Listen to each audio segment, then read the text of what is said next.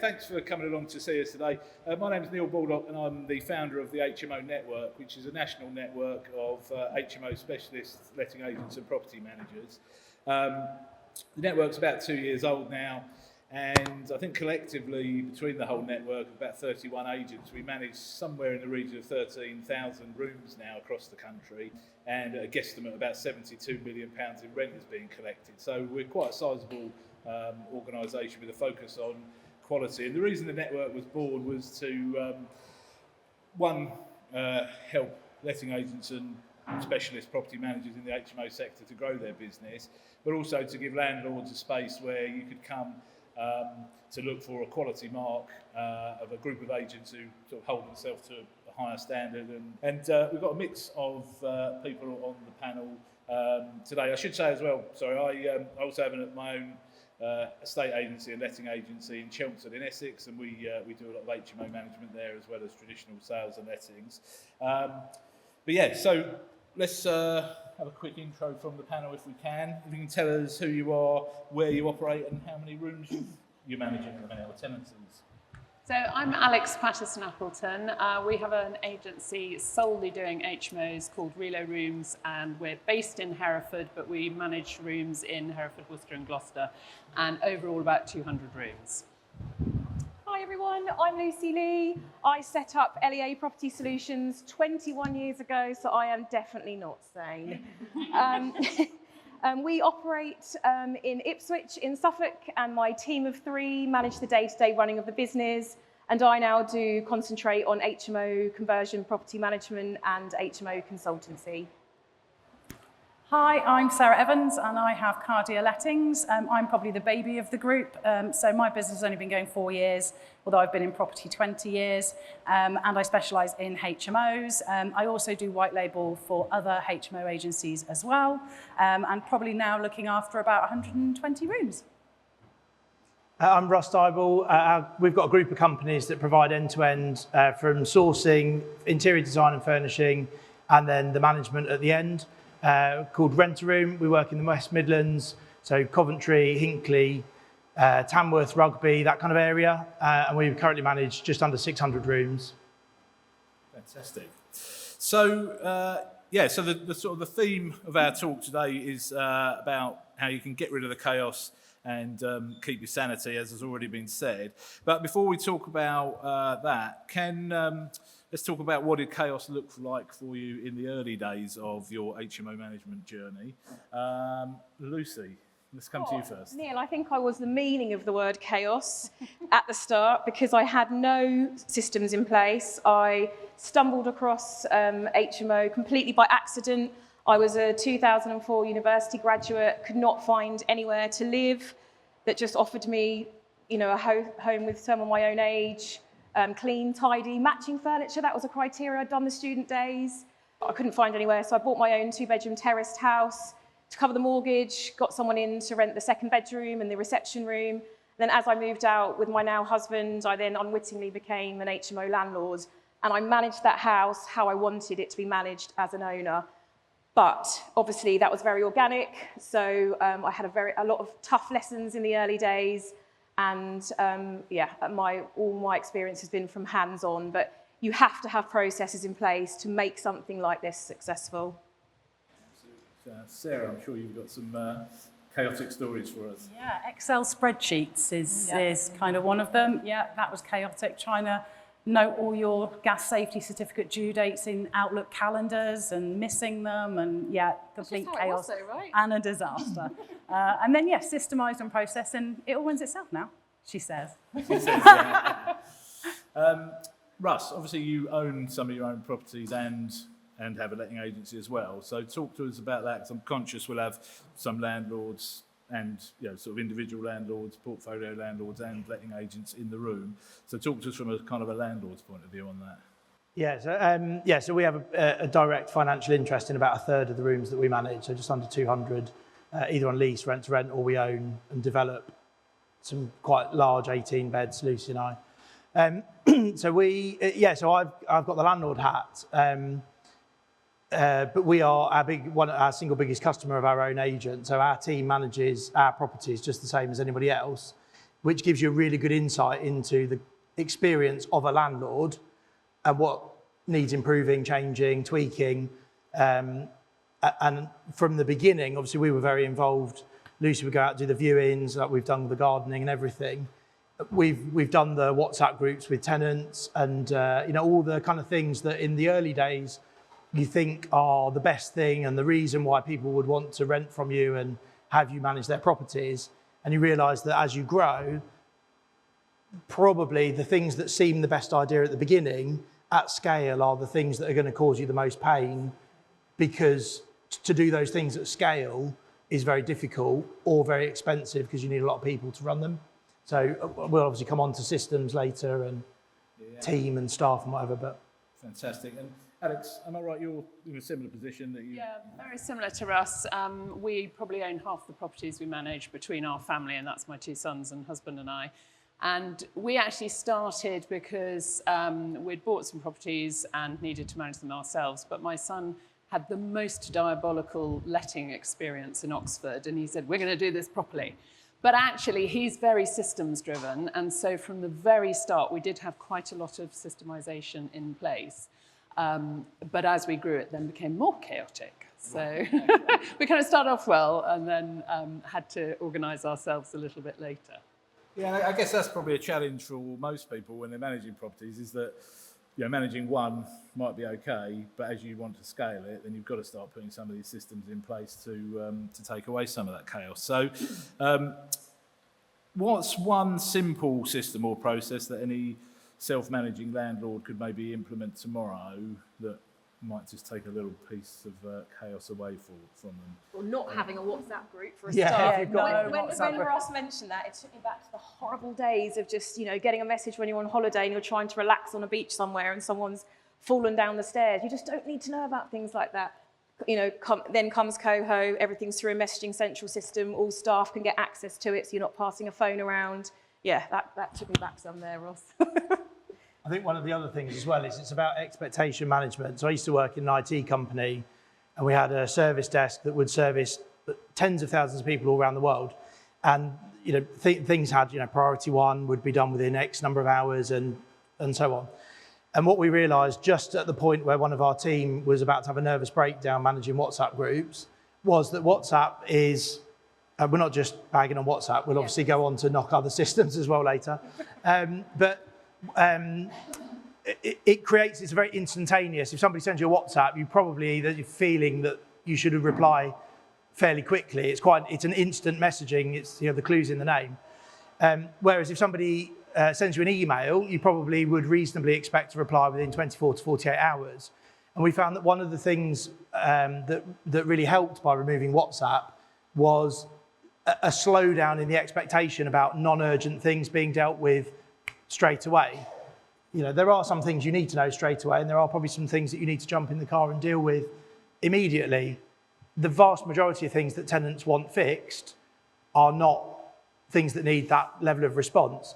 So by getting them to raise a ticket on the system or by emailing, it sets a kind of a reasonable expectation. You can put a reply that says, thank you for your issue. This will normally be dealt with within 48 hours. If it's an emergency, please do the following. And for us, that's phone a phone number that's monitored out of hours, and we've got a great company that do that for us. But it's that expectation management, I would say, that, and be clear with people how long things are going to take to fix. And on top of that as well, you tend to find that once you take that instant gratification away from them, they actually do things themselves. Yeah. So if they've actually got to log onto a system or send an email, they'll actually go, I'll try and see if I can figure this out myself and change a light bulb or whatever it is. So I actually found that I got less things reported to me when I removed the WhatsApp groups. Interestingly, we still use them, and partly because I find it very efficient, but we do use business WhatsApp, and it has greeting responses. So you can say, if somebody hasn't been in touch with you, it'll automatically send them a message saying, we won't respond immediately. If it's an emergency, call this number. And same with out of hours. Come 6 o'clock or 7 o'clock in the evening, it goes on to, Relo's now closed. if it's an emergency, do this. Otherwise, wait till the next business day. And it's, as Russ says, totally about managing expectations. And if somebody says, oh, you know, I don't know, the loo's leaking on WhatsApp group, we just say, stick it on Arthur. And we will not respond to certain things, even though it's instant messaging. We've educated them, and that's made a massive difference. Definitely. So we do still use WhatsApp, and it has a purpose, but you have to tell them how you want to be communicated with. Do you have that as a conversation with each person, or do you have a WhatsApp group? We have a WhatsApp group for each house, and sometimes they'll message individually. And the only annoying thing with the auto response is it doesn't work on a group, so it won't go to the house. But we, when you check them in and when you meet people, and you know, we're always banging the drum that out of hours, you've got to call this number. So, you know, you won't get a response at 7 o'clock, at 8 o'clock, 9 o'clock, midnight. Some of them send messages. I'm not going to reply. Yeah, exactly. I think when you mentioned the word education of tenants, and I think that's a really important thing in setting expectations. Especially with the maintenance, because, you know, I just say to them, look, if you tell me in passing or if you tell me on WhatsApp, by the time I get to my desk, there'll be 50 million WhatsApp messages and yours will have fallen off my screen, and I'll forget by the time I get back to my desk. So put it on the reporting system, and then we cannot forget until it's ticked off having been done. And they kind of get that now.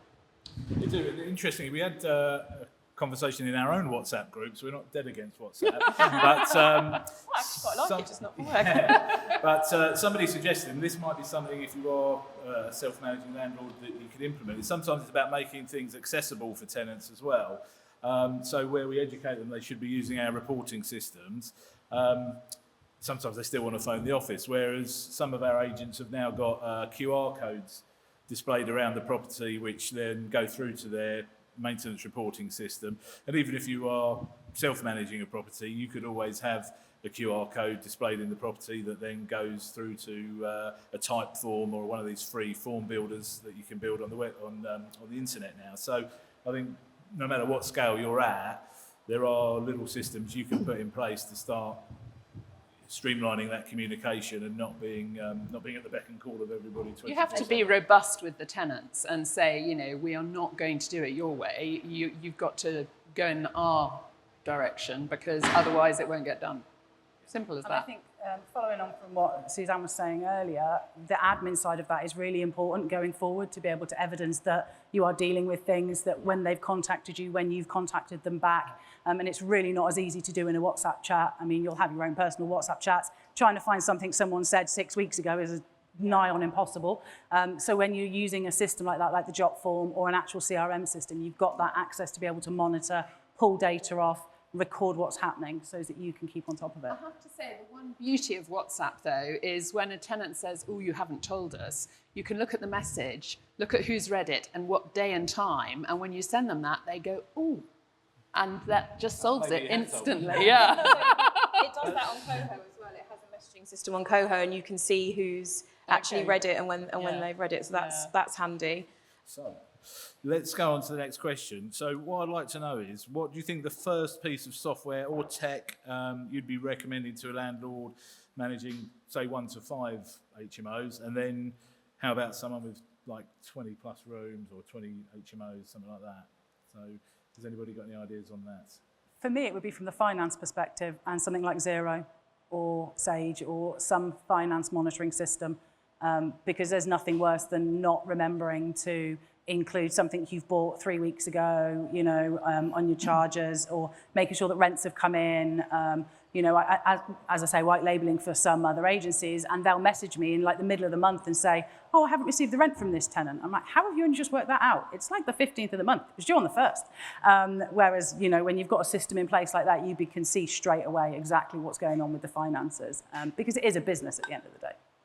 Absolutely, yeah. And I think, especially with the volume of rooms and the way rents have risen in sort of recent times, the actual volume of money you're transacting is rather large, isn't it? So you need to be able to have systems in place to track that. Having your credit card that goes straight, you know, connects with your zeros so that you can then just put it in the right column for what house. It's all about, HMO management is all about organisation. If you're organised, you're going to nail it.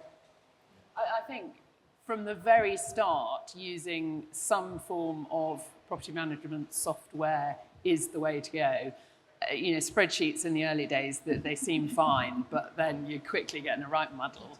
And actually, as Lucy was saying, integrating with your accounts package of whatever kind. Some of them have them built in. The very first system we used was called Landlord Vision, and it did everything. And it was fine for a bit, but then we had to change to something more comprehensive. But that's quite good for, you know, like just a small landlord self-managing. So it just depends. But some form of software, I think, is the key from the beginning. I think when you're onboarding a tenant, there's so many legal hoops that you're jumping through already. You know, you've got to serve them the how to rent guide, the data protection, and your CRM system is doing this automatically. So in the old days, it's they need an email, have I attached everything, just checking. Now you know, you give them the COHO login, they log onto the app, you know that's all being sent to them. And I think, so yeah, I would say even from the very early days, that's the good way to start. Yeah. It seems like money you think you don't want to spend, but actually it's money well spent. Yeah. Even though, you know, the monthly cost saves you time. Yes, totally, saves you time, makes you just, everything's more efficient and recordable, and that's the key. And, you know, when somebody says, oh, you know, like you're saying, what was this thing 5 weeks ago or whatever, and you can't remember, you just look it up in your accounts package and it's all sorted. Yeah, I think it's also about recognising you can move through systems, can't you? So you can start with something small that suits your business as it is. Exactly, you don't have to stick with the same one. And I think we looked at lots of different packages, and it's very clear that there are certain software packages that are very geared toward very much larger businesses. Yes, I mean, you know, we've got 200 rooms, that's quite a lot, but there are certain ones that, you know, plenty of people use, but they are too comprehensive and they can be baffling. And you have to analyse what your requirement is, not necessarily, oh, Fred's using this and Joe's using this or whatever. You need to look at what suits you best, really. Yeah, fantastic. Lucy, you mentioned tenant onboarding. So I'm going to ask you this question because you've sort of volunteered yourself. So what's your process when onboarding a new tenant, and how do you avoid common issues later? We've all seen it where a tenant moves in and then they're straight on the phone because they don't know where the toilet brush is or whatever the case may be. It is literally communication from the very start. If they know that you're giving them all this information and they've got to do it to progress any further, then that's going to be the way it always is. So COHO is a good indicator of that, because you ask them to join download the COHO app and join COHO that way, and you know it does it. It just the demands are there. It tells you what's happening exactly. Tenants onboarded, tenants managers sent application form, tenants read the documents, tenants filled out. It's all there, and it's just really, really easy. But because, like I said, there's so many legal things you need to do, and you need to get those out to the tenant. You know, just simple things like, you know, you need to tell them that if they're going to pay this holding fee and they suddenly decide, oh, I don't want that room anymore, you are keeping that holding fee, but you've got to have that document in place there that tells them that, so they can't come back and say, well, that's not fair. And having COHO, you know, the documents all there, they're all ready to go, so it's just literally a click of a button. Yeah, that's the way we do it. Okay. Anybody else? So it's documentation and communication, really, isn't it? Yeah. It is about spending time as well. So this is a process we've just looked at. We've been doing this for a long time. And the other day we had this discussion, why are we getting our lettings team to do the move-ins when we've got property managers who actually manage the property and really know all the foibles about where things are and whatever. You think actually it's the beginning of the, you know, in a bigger business, it's the beginning of a property management process rather than the end of a sales process. The other thing as well is to know your tenant. So, you know, I think, you know, COHO is particularly good, and I think very geared at young professionals, adult, you know, but everything is now app-based. We have probably 100 tenants who are not particularly tech savvy. We have a large portfolio of people on housing benefit. They don't have smartphones, and they still need that personal touch of somebody checking them in and going through the rules, and then documenting that is the bit we have to then balance up. So yeah, it's a bit of a challenge. Obviously, universal credit requiring a smartphone does help, because that's brought a lot of that, your old sort of typical bed sit HMOs into that realm. You know, they have to have a smartphone to do that, but I still think it's a personal touch. There still needs a person to go and check people in and talk to them and explain and what happens. Yeah. Space, this is your kitchen space. I Yeah. your bathroom bathroom space. with Russ, because there are a lot of people who say, oh, well, I just tell them what the key safe code is and they go in and blah, blah, blah. We do telephone check-ins, but I would never just leave somebody to go and open a key safe and just let themselves in, because they then don't settle at all well. And everything is personal touch, and we are, unless our property team can't be available, it's always the property manager who will check them in, because they're then the first port of call for anything once they're living in the house. So although they've seen the letting person through the application and the viewing and all that kind of stuff, you then need to hand them over, and the check-in is actually the best time to do that. And starts the communication with the right person thereafter. Yeah, definitely. I think time invested at the start, sometimes the property manager's like, I'm so busy, I haven't got time to do this, but actually spend longer with your tenant when you're moving them in. It's going to buy you back time. It's really important, actually. Our property manager was new a couple of years ago, and to start with, she sort of thought, oh, this is a bit of a waste of time. But actually now she spends a long time, because she realises that investing her time at the start saves her time later. Yeah, definitely. I think it's an interesting question. Is for those in the room that are growing and perhaps thinking, maybe I'll take on a property manager, somebody to help me, and then those that are making the decision about, do I then manage for other people? I think that's a huge difference once you start managing for other people. And one of the things I would suggest you think about is, are you going to have one property manager that's multi-skilled, that does everything about that property? Or are you going to have a lettings team, a management team, rent collector? So we've got a team of about 15 now, maintenance, and both models are good, but you have a property manager that knows a lot about what's going on in the property, but isn't reconciling the rents for those tenants. They're just giving that information. So if you're in that growth stage of, and I think this comes back to WhatsApp and everything, is WhatsApp's great if there's one person checking, responding it, managing that property. Once you then have an accounts person, a lettings person, a maintenance person, everything changes about how your systems work, because tenants then need to interact with different people, and that the systems then either stand up or fail on, does it allow multiple conversations? Because the tenant just sees rent a room. They don't know they've got to speak to Julie about arrears, and Laura about maintenance, and Becky about what's happened. Whereas if you have a property manager who deals with everything and then you have probably a smaller number of rooms, but you do everything, but you need a person who's pretty capable at doing everything. So if you're in that process of, am I about to hire someone? Am I going to start managing for other people? I would say, think very carefully, because really what you set up at the beginning, that's the channel you're on for a long time.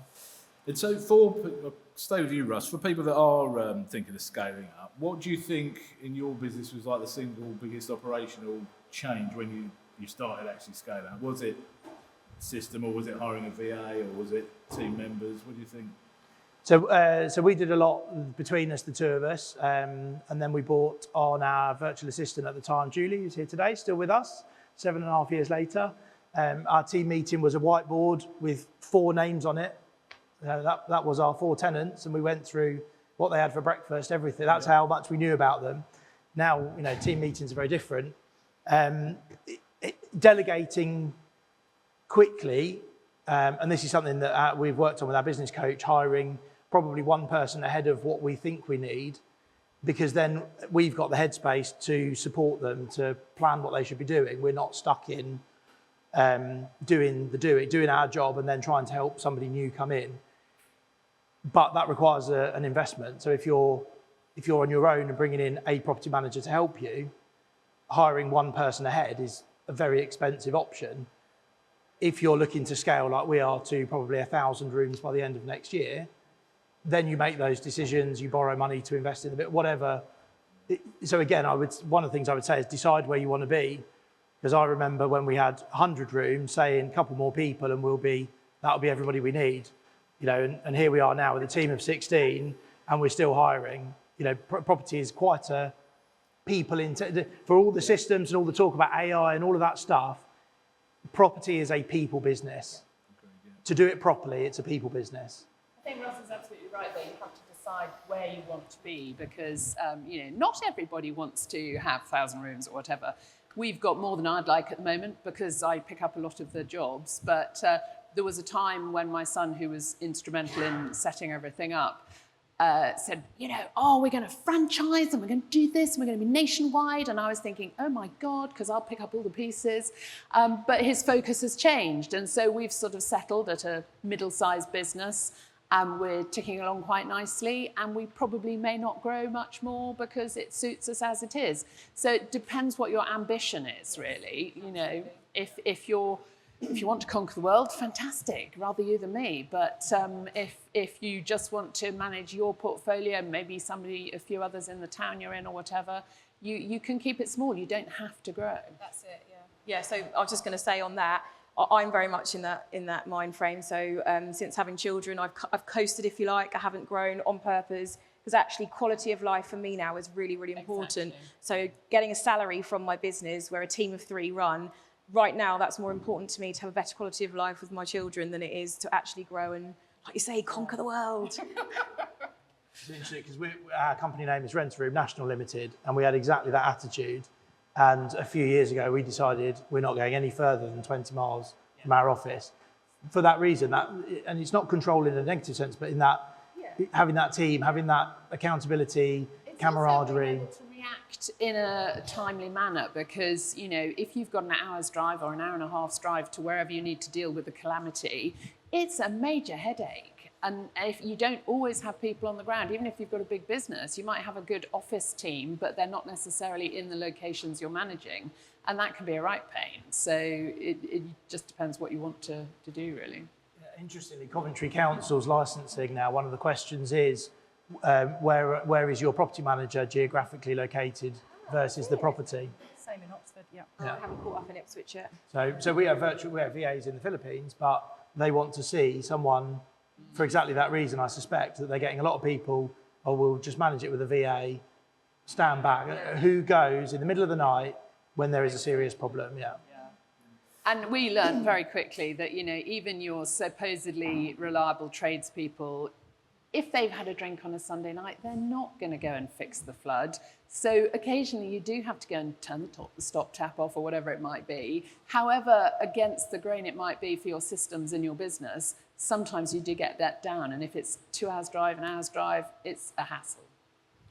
It's fascinating going in though, isn't it? So we're at the stage now where we don't get involved in the day-to-day management. We're managing the business. But when we do go into a property, I come back with a list of things that we're going to do differently. I think you have to be still at that level. I think if you're looking for a managing agent and the MD isn't in the office, isn't occasionally going out, a big corporate chain, I think it changes things again. We do spot checks every now and then because although, you might have a really good property management team, they do become complacent and you have to keep them on their toes. And every now and then, if things are double booked or whatever it might be and one of us has to step in, it's such an eye-opener. And it's really refreshing for your business because you get complacent as well, thinking your team is marvellous and doing all this, that and the other, but they do let you down occasionally, sadly. And even for some private landlords, so looking after other landlords' properties, they might have a VA or they might be doing it themselves. And sometimes I'll come in to take over the management and find that there's things that haven't been done or haven't been caught up with. And they're like, I didn't realise that. And they didn't know. So it's trying to keep on top of that as well and still keep your fingers in the pie, so to speak. Definitely. So what, Sarah, because you do manage for yourself, for other agents, for private landlords, what point do you think self-management becomes unsustainable for a landlord? I'd probably say when you get to sort of 5 or 6 HMOs, around the 5-6 bedroom mark, is when you start to get to a point where it becomes... Takes over your life. Yeah, it takes over your life, yeah. It's not a full-time job, but it's definitely more than part-time. Yeah. And I think one thing I've thought, the point it becomes unsustainable is if you haven't got the time for it, or also you haven't got the skills for it. And Lucy, we were having this conversation the other day that HMO management isn't all about the property management, it's actually a people management business. Definitely. And the properties very rarely cause you a problem. If you do everything properly, that's the easy bit. Well, we had a very successful landlady who was self-managing, had good systems, but she just got fed up of dealing with tenants. And she wanted to go out to work and have a job where she didn't have to worry. She could go home at the end of the day, not think about anything, knowing that we're picking up the pieces if the tenants are causing problems. And for her, it's just, you know, a quality of life.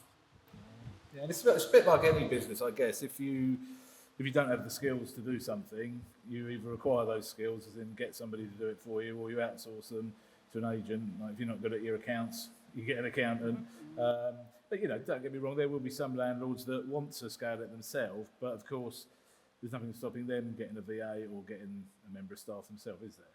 So I think it depends on tenant type as well. So for example, if we develop now more studio type rooms, we get very little arrears, very little tenant issues, very little interpersonal issues because they've got their own space.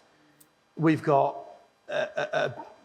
probably sort of the middle, you know, most of our rents are 550 to 650, generally reasonably okay. Most of our issues are in the 400 to 500 bracket, shared facilities, older properties.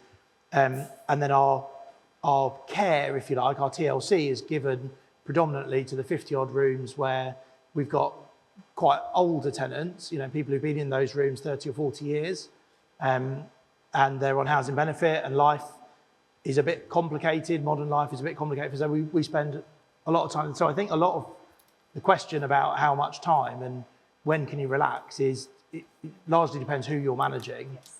Yes. The time I probably would say I started to relax of an evening, although still do a lot of work, but relax, is when we got a really good out of hours phone service who can not only take messages, but actually deal with a lot of the problems. So they'll get on a video call. So before that was coming to me and somebody would just ring through and go, oh, we've had this phone call, the tap's dripping. That's still my problem. That's still, I can't have a drink, I can't go too far, because ultimately I was still, at that point, the out of hours. At that point, when you say, look, unless the house is on fire, these guys will get on a video call, tell the tenants to turn the stop tap off, call 2 or 3 out of hours people, but worst case, there's no water until the morning.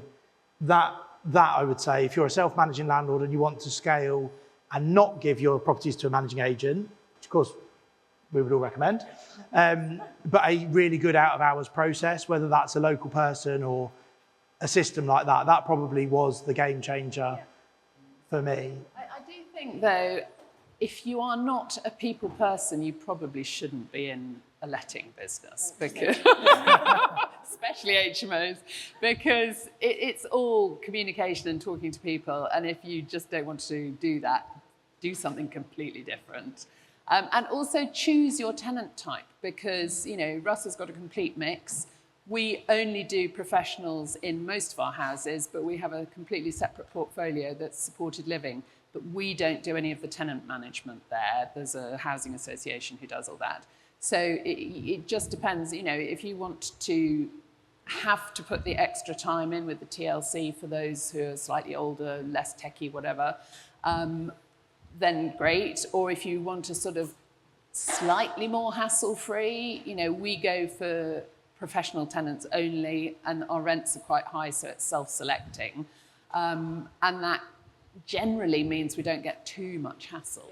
So I think choose your tenant type, and that helps enormously. Thanks, yeah, very good. Sarah, what do you think is the biggest management mistake you've made? And if you were starting out all over again, what would you do differently? Excel spreadsheets, I think you'll have to come back to that. That was probably the biggest mistake I made, was thinking that, you could do everything with spreadsheets and tabs and a calendar. It soon fell apart. And because you know, you think you've got it all right. It's coming up to the certificates for this year, great, organise it, engineer goes out, you then forget to put it in for next year, or then forget to put the reminder in for 3 months. It's just an absolute disaster. Trying to mark things green when the rent's been paid to see whether, if I started all over again, I would have got a property management CRM system from day dot, 100%.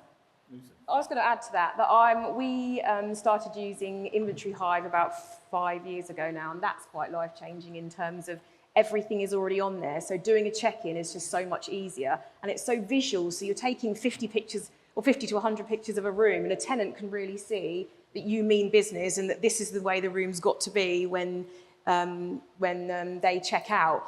And house inspections come through that as well, so you can check their room if there was an issue in the, the check-in perhaps, the mattress needed replacing, has it been replaced? It's just all there.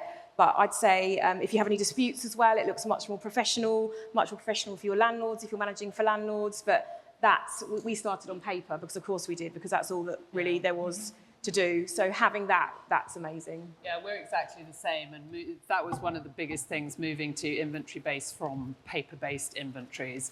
And when it comes to any deposit disputes, it's just so much easier because the photos are date stamped. And you are much more likely to get your money if you've had a really clear check-in and check-out report. And if your photograph doesn't have a date stamp, they'll just say, tough, you don't get your money. So although, again, it's money you have to shell out, it's actually money very well spent. And interestingly, we quite often get young graduates coming for jobs, and they bring their parents, and the parents think, ooh, this is really good, full photographic inventory, all documented. They worry that, they're less worried that their little darling was going to be shafted when they leave, that kind of thing. And that can be quite persuasive in letting a room. Okay. So let's talk about void periods. The thing no landlord wants to hear is my room is empty. What things have you implemented in your agency to reduce void periods and make sure you're ahead of the game and always keeping these rooms there? Lucy? I'm going to say that we focus on communal living in quite a big way. So I think that helps a lot with void periods, because if everyone in the house we age match in our houses within about 10 years as well. And we are trying to put like-minded people in the house. When we're doing viewings, we're talking to the people. If they've got bikes, this house isn't for you because you can't take your bike in the house, and this house doesn't have any secure bike storage. Look at this room and this room. If you don't talk to these people and communicate, effectively from the start, then you're really setting yourself up to fail. Yeah, I'd say communication is probably the number one thing. I always when someone gives notice, that's when it starts, and that's communicating with the house. Do they know anybody? We offer a £50 Amazon voucher if they refer it to somebody, because at least then they know who it might be coming into the house. They might have people at work who are looking. So yeah, really preempting exactly what's going to come and making sure that, if I get to a week before somebody's due to leave and I haven't got a new tenant, I'm panicking, because that will lead to a void period. So yeah, it's all very much upfront and making sure that everybody's communicated with from the beginning. We do a meet your housemate incentive as well. So perhaps because we only operate 9 to 5, Monday to Friday, it's just something that COVID sort of presented us with. Before that, we used to do weekends and evenings. We now don't, because it turns out if you actually ask someone, they can come on their day off or in their lunch break. So we do meet your housemate incentive, which means that the housemates already living in the house will then show someone round, potentially after hours or potentially weekend. And if that tenant signs up and they're both happy, then the housemate gets a voucher. So again, that's just helping with voids. We haven't had terribly many voids, certainly since COVID. It's been nuts, really. We've actually had to create voids in order to get maintenance done. So, at certain times, you'd sort of have somebody leave one day, somebody else move in the next day. But now we actively have to say, right, we're going to leave 2 days, 3 days, however much it takes, because somebody's booked cleaning, or it needs repainting, or a piece of furniture needs changing. And whilst that goes against my better judgment, because I want the money in the bank and I want the room full, for the property manager team, they need that space, and you need to keep up to date on your maintenance, otherwise your rooms look shabby and then you do get voids. Has anyone got a particularly funny or interesting story or example of a time when something's gone really wrong in one of your HMOs? We're leaving this with Lucy, because we've all established ours can't be said in this room. Yeah. So Lucy. Oh, wow, okay. So 21 years of HMO management's left me with a plethora of things. I can tell you about the operatic singing tenant that used to practice opera in the shower at 6 a.m. Okay, so let's go with, I go to a house, this is quite early on, and I walk into the lounge and the sofa's missing. So I think, where the heck's the sofa? This isn't a big house. So I walk around, I can't see it. So I knock on the doors to see if anyone's in, ask where the sofa is, and one of the tenants is at home. And he says, oh yeah, I asked Alex about that, and he says he's taken it to the dry cleaners. I said, sorry, he's taken the sofa? He said, yeah, he's filled a bottle of red wine on it. He's taken the sofa to the cleaners. With that, he just shut the door like it was completely normal. Needless to say, I tried to get a hold of Alex, and after I don't know, 2, 3, 4 days, a week, we did a welfare check, and Alex had done a bunk with all the furniture in the room and the sofa. So that's one. Another one is pets. So we've always had a no pet policy, but a tenant said to me, please, can I keep my bearded dragon here? It's in a tank. I'll pay you an extra £30 a month for the light and heat. It doesn't ever come out, doesn't make any noise. And I was thinking, do you know what? That actually sounds okay. What I failed to ask that tenant was what they fed the bearded dragon. So when a tenant phoned me and told me, well, it sounded like they're in the African jungle because the live crickets had escaped throughout the whole house. And when I went in that house, I cannot tell you the noise. So yeah, no pets. Fantastic. And if anyone wants the ones that she's not willing to tell on camera, then come and see us afterwards. Yeah. All right. What's one bit of advice, Russ, that you would give to anyone starting out in HMO management or before buying their first HMO? Don't? No. No, it's probably not the right. So that's not the right audience for that joke. No. It is about being organised and, as has been said, understanding what are you doing. So who are you renting to?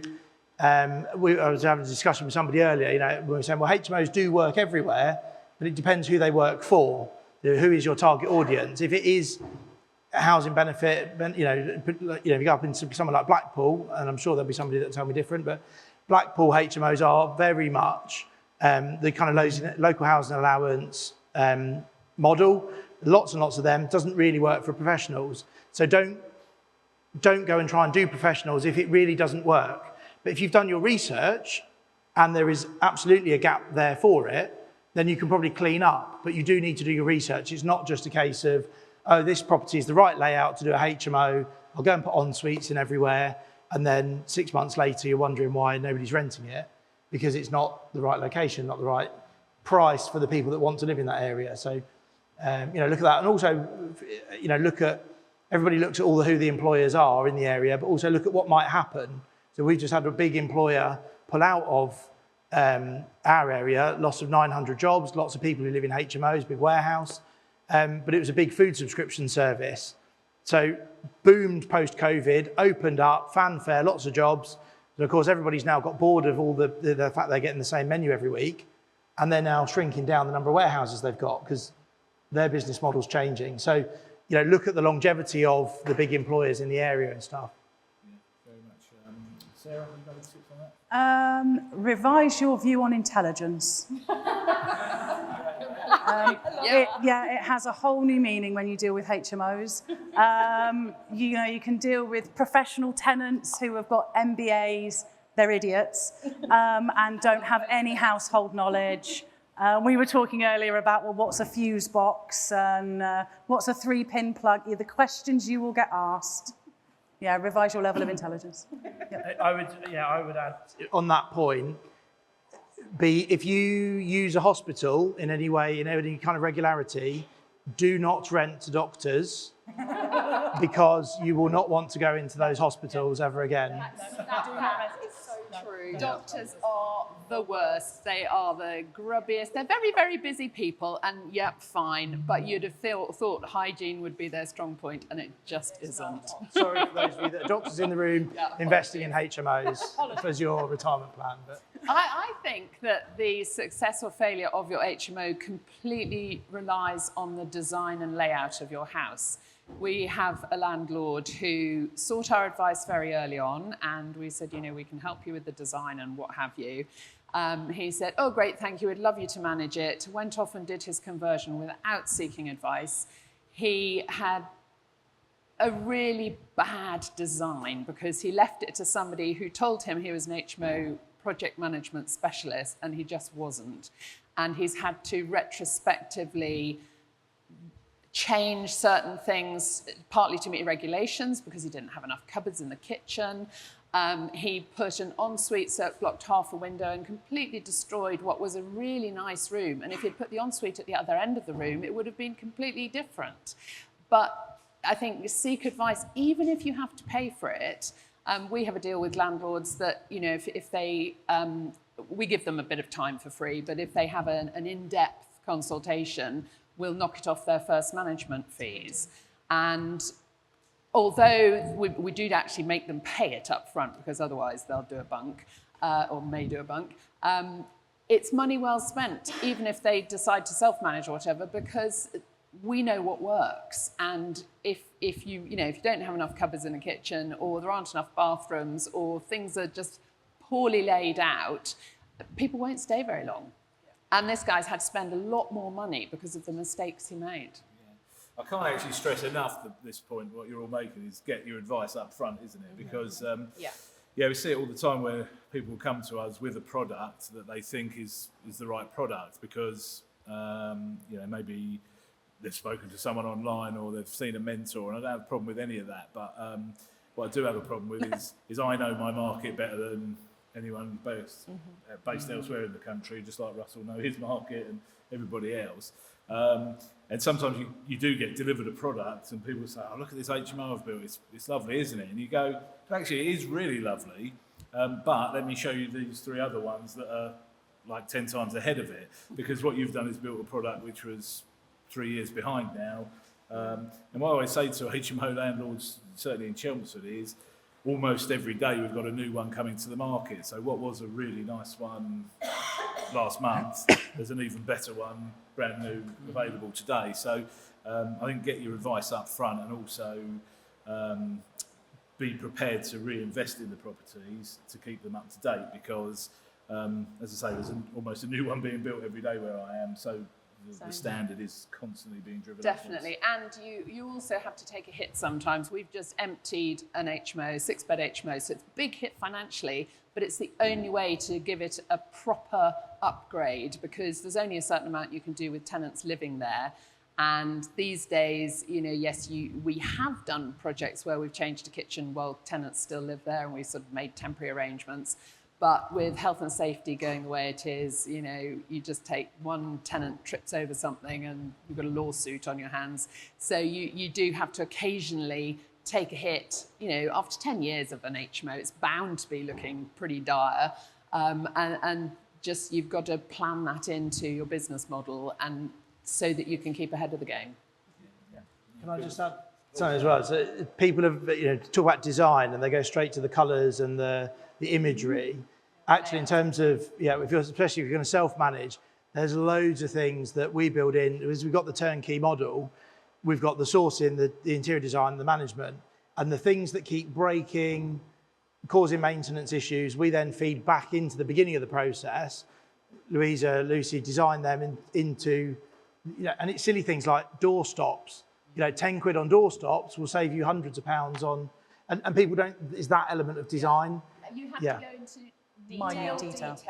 Yeah. And new landlords don't often appreciate that, and you only really get that with experience or talking to somebody who's done it before, hence getting your advice up front, because it makes all the difference and it saves you on the maintenance in the long run. Even just planning your room, so actually walking around your HMO before you need a socket here, there's going to be a desk here, socket here, then you don't end up with plug adapters all over the room when you're trying to show someone that room when that tenant's moved in. It's a mess, and they can see all these wires going everywhere and they're asking questions. So think again, what detail. Russ said about know your market and who you're renting to, that will have a huge impact on how you design the property.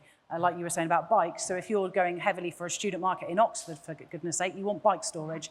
It's kind of a given. But I've come across a few landlords recently who have not even thought about bike storage, and I'm like, well, where are they putting them? Because it's going to be the hallway, and then that's a you just end up going down this path. So definitely research. It's even things like beds, so the type of beds you've got and the shape of the room. So we will always lay the furniture out. Louisa will spend a lot of time on this, forcing the bed away from the wall. Absolutely. And not getting box beds that will sit against a wall and cause damp and mould because you've got a sweaty person in a bed with material against a wall. Like, that's just a disaster. That's damp mould waiting to happen. But if you went to a furniture pack company, most furniture pack companies, they'll sell you a box bed because it's the cheapest, and somebody laying the room out will say, well, put it against the bed because you end up with more floor space. But actually what you'll end up with is spending money on fixing the damp problem. And get 4-foot beds so you don't encourage partners to stay over. Trick to the trade. And if your agents can't answer these questions or give you these tips, if you're going out to hand them over, they probably haven't managed enough rooms for long enough. You know, so some of the things that we've all, back to the real basics. I mean, you know, even when we're doing bathrooms, we quite often take a piece of cardboard cut to the size of the shower and the loo and the basin and jiggle them around to make sure that you actually can dry yourself in the bathroom, because the student hall of residence we manage, we offered to help with the design, and the landlord said, no, I can do it myself. Put shower, bathroom pod things in. The shower cubicles are so tiny, you cannot bend over to pick something up off the floor. And ridiculous things like that. And you can't do, the space is so tiny. And you do have to be careful, because otherwise people won't stay any length of time. You know, if they're always bumping their bottom on the basin when they're drying themselves, they're going to want to live somewhere different. Or the towel round. Yeah. Ow! But again, design. Totally. We just squeeze it in, quadrant shower there. Yeah, what looks right on paper doesn't always work on the ground. True. In the very early days, I went on holiday, and I came back from holiday, and I opened up the front door of the house I was managing, and I kid you not, the landlord had built a bedroom in the kitchen. Just put it in there, because he said, "Oh, this house isn't making enough money," and it's like, okay. Needless to say, I don't work for that landlord anymore. So design, guys, design. Totally. We're going to have one more question before we all go and put our head in a fridge. What are we going to say? Right, we can't not mention the Renters' Rights Bill. So what do you foresee the biggest challenges for HMOs with the Renters' Rights Bill? What advice are you going to give to landlords? Alex? Well, it's really interesting, because a lot of people are flapping about the rolling tenancies. The whole of the time we've run our business, we have taken a month's notice any time from day one. And that doesn't scare us at all. It actually reassures a lot of tenants that if they don't like it, they have a get-out clause. And I think in 10.5 years, we've had one person who's moved out within a week, and really nothing else. And it's worked really well for us. So I'm not worried about that. Slightly worried about pets, depending how the legislation is worded and what have you, because that is just a recipe for disaster. Not so worried about too much else, except when it comes to students, and that completely changes the student market unless they manage to do something differently. It's fine if you've got the purpose-built student accommodation and you are registered as one of the whatever they are, because that will be outside of it. But for anyone else who's a student landlord, I imagine it's going to be a complete nightmare. Russ? So mine's slightly related to that, the notice period. And it's interesting, because I haven't seen anybody comment on this, but it's the thing that keeps going around in my head. So it sounds great from a landlord's perspective that tenants will need to give you 2 months' notice. Yeah? Sounds great. Yeah. How long do most employers require for you to leave a job? 1 day. So if you're more transient by nature, you're likely to be a more transient person.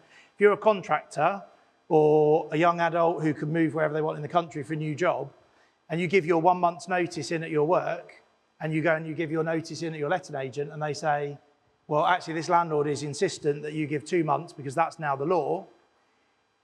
I think the reality is most of us will do what you do, which is to say, look, we can refill it within a month.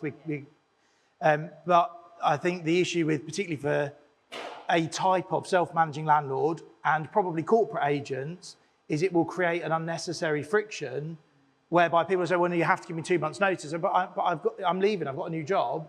And I just think it runs the risk of creating friction that just doesn't need to be created. And it's about the only thing I think the government are going to try and claim as an improvement, and it actually isn't. I think in that situation, you would maybe look at a reposit type replacement rather than traditional deposit, because they typically pay 8 weeks. So then you've got your rent covered and any damages, because they are blatantly just going to move out after a month, aren't they? Because they have to move on. Their job is more important to them than paying us an extra £600 a month. But that's still their liability. The reposit is still going to chase the tenant. But for a landlord, it's a bit of security then, rather than traditional deposit, because you can then they're going to do a bump, say, after a month, they're going to get that rent for the month, and then they've still got some money in the pot for any damages. So I think that will kick off that scheme in a much bigger way. Yeah. And I think, for me, I would say we've talked about it a lot today about processes, systemisation, organisation, being really organised with rent arrears, because I think that's going to have a slightly negative impact, the fact that it's increased so much and potentially you could be 3 months in arrears before you can even start, you know, applying for court, which is going to be a big difference. So if you can get your systems in place to be able to preempt that, get that up front, you know, really focus on getting the right tenants and making sure that you know, all the rent is paid as it should be, and then that should have a help on that. Fantastic. Well, I think, yeah, unless I've missed anything, I think that's probably quite a broad thing. So hopefully we provided you some value. Thank you very much for joining us and sticking with us as well.